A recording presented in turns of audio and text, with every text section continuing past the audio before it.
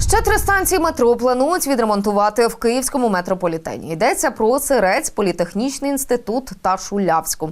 Це випливає з тендерів, які опублікували в системі держзакупівель «Прозоро». Зокрема, на ремонт підземки біля КПІ витратять 19,5 мільйонів гривень. У трохи менш обійдуться ремонтні роботи на сусідній Шулявці.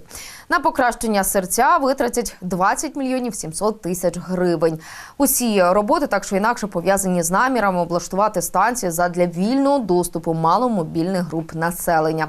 Планується, що там замінять турнікети, кабелі живлення і звукові орієнтири, а також оновлять систему навігації, бар'єри, поручні, годинник і двері.